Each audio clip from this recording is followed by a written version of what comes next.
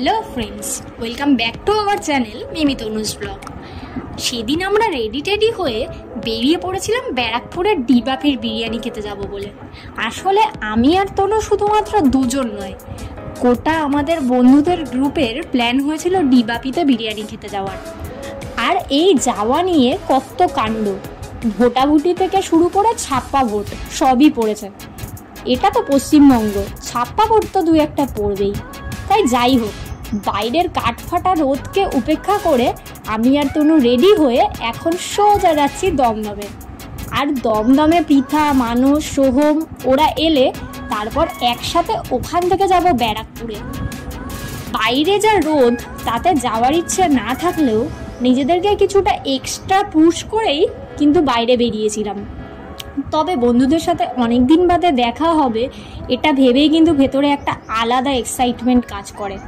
তোমাদের কার কার এরকম মনে হয় বলো তো, জানিও কিন্তু আমাদের কমেন্ট করে।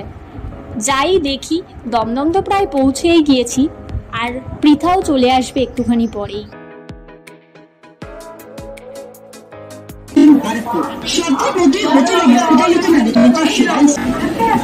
আসুন আসুন, খুঁজে পাওয়া গেছে আপনাকে, খুঁজে পাওয়া গেছে। কোথায় পড়েছিলি? এই তো যা যা পাখা খুঁজছে, পাখার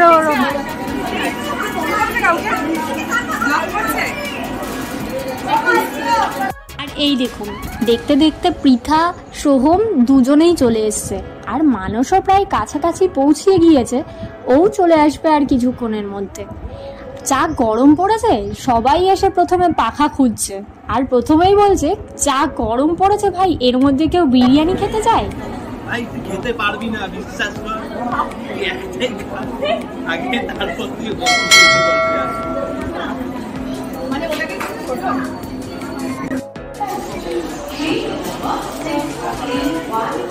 ওয়ারেস কেনা হয়েছে? ওয়াটার। চলো, আমাদের সোহেলি বোন রিলস করছে। হ্যাঁ, রিলস না।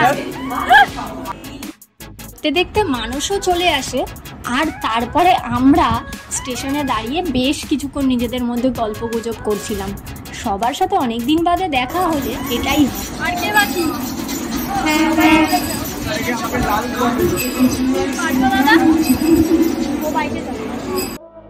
তো আর কি, দেখতে দেখতে আমাদের দমদমে ব্যারাকপুর যাওয়ার ট্রেন চলে আসে। আমরা সবাই মিলে উঠে পড়ি তাতে। আর ট্রেনে গিয়েও আমাদের বকবকানি থামছিল না। মানে অনেক দিন বাদে সবার সাথে দেখা হলে এত কথা জমে থাকে, সব বলতে বলতে ওইটুকু টাইমও কিন্তু কম পড়ে যায়। যাই হোক, গল্প করতে করতে, বকবক করতে করতে লোকের মাথা ঝালাপালা করে দিয়ে আমরা কিন্তু আলটিমেটলি পৌঁছে গিয়েছি আমাদের গন্তব্য ব্যারাকপুরে।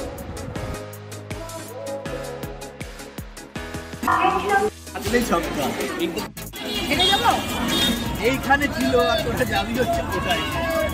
এই তোর ছাপ্পা ছাপ্পাটা নেওয়া হলো তো হতো, ওর মধ্যে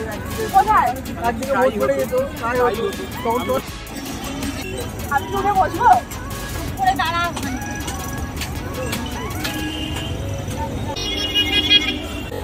কি গভীর আলোচনা চলছে, দেখো চলছে গণনা। কি গণনা? হ্যালো,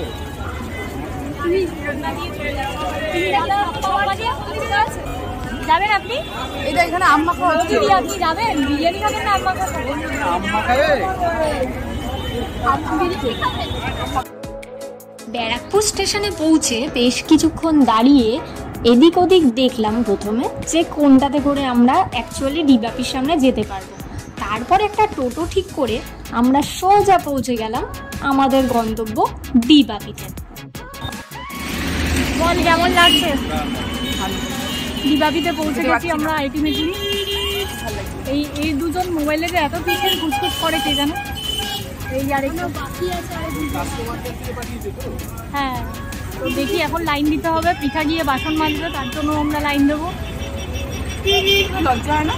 এই বাচ্চা করে আসছে, দেখ দ্বীপাপিতে পৌঁছলেও আমাদের এখনো কিছুটা অপেক্ষা করতে হবে আমাদের সৌম্যদীপ আর পার্থর জন্য।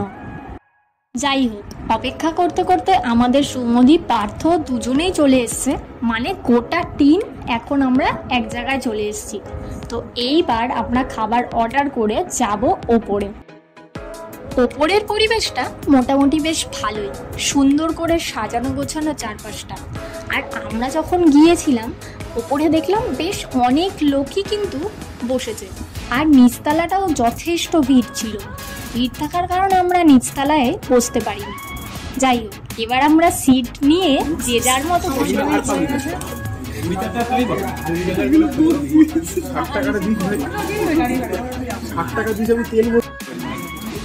এখানে চিনতে পারছি না, এরপর সিটে বসে গল্প করতে করতে আমরা সবাই যেটার জন্য ওয়েট করছিলাম সেটা হলো মোস্ট ওয়ান্টেড বিরিয়ানি। ছবিটা বেশি করে নিতে হবে, মুখটা ভালো করে শুধু বিরিয়ানিই নয়, আমরা স্ন্যাক্সে কিন্তু অর্ডার করেছিলাম ফিশ ফ্রাই। তো সবাই মিলে ভাগাভাগি করে আমরা ফিশ ফ্রাইও খেয়েছিলাম। যাই হোক, ফিশ ফ্রাই শেষ হতে না হতেই আমাদের সামনে চলে এসেছিল আমাদের মোস্ট ওয়ান্টেড বিরিয়ানি। তবে শুধু বিরিয়ানি ছিল না, আমাদের টিম অর্ডার করেছিল সাথে চিকেন চাপও। সত্যি কথা বলতে কি, বিরিয়ানি আমি পার্সোনালি খুব একটা পছন্দ করি না, তবে তনু ভীষণ ভালোবাসে খেতে। আর এই গরমের মধ্যে বিরিয়ানি আমি কিন্তু খুব একটা খেতে পারছিলাম না। আর সেদিনকার দ্বীপাপির বিরিয়ানির এক্সপিরিয়েন্সটাও আমার খুব একটা ভালো লাগেনি। তবে যাই হোক, এই গরমের মধ্যে যে আমরা বিরিয়ানি খেতে আলটিমেটলি গিয়েছিলাম, এর জন্য আমরা নিজেরাই নিজেদেরকে থ্যাঙ্কস জানিয়েছি।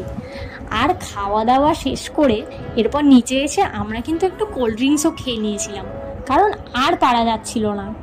যাই হোক, কোল্ড ড্রিঙ্কস খেতে খেতে গল্প করতে করতে অনেক বেলা হয়ে গিয়েছিল। আর তারপর যে যার মতো গাড়ি ধরে সেদিনকার মতো কিন্তু বাড়ির দিকে রওনা দিয়েছি।